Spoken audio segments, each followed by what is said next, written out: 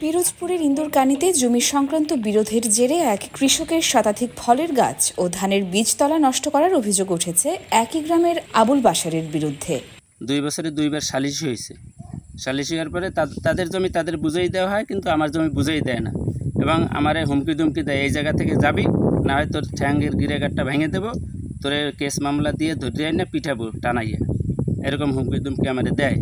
এখন আমি গাছ কাটা সম্পর্কে আমি কিছুই জানি না। আমার কাছে যদি কামরুজ্জামান জমি পায় আমি জমি দেবো, জমি যদি আমি খাইয়ে খাই তাহলে আমি জরিমানাও দেবো। লাবলু বাদশা এরা জোরপূর্বক আমাদের এখান থেকে জমি দখল করতে চায়, অথচ অন্য জায়গা থেকে আমাদের জমি দখল দেয় না। এখানে অনাবাদী জমি ছিল, তো আমরা মাটি কাটিয়ে সেখানে একটা পরিবেশ সৃষ্টি করছি। এখন জোরপূর্বক এই জায়গা দখল করে এবং অকথ্য ভাষায়, খারাপ ভাষায় আমাদেরকে আখ্যা দেয়। দাবি করতেছে সেখানে তারা এখান থেকে পাবে, ঠিক আছে, তারা এখান থেকে পাবে, কিন্তু কামরুল গ্রুপরাও তারাও তো অন্য স্থান থেকে পাবে। তো অন্য স্থান থেকে যদি পায় তাদেরটা কামরুল গ্রুপটা বুঝিয়ে দেবে, তারপর তারা তাদেরটা নেবে, কিন্তু সেটা না করে এখানে এসে গাছ কেটেছে আর কি।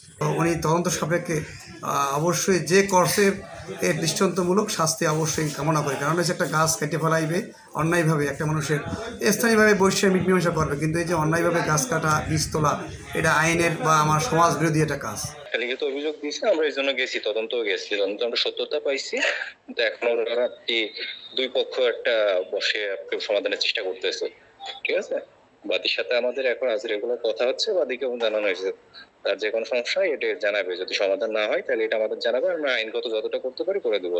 এর আগেও একই কৃষকের জমির সবজি গাছ কেটে ফেলার অভিযোগ রয়েছে একই ব্যক্তির বিরুদ্ধে।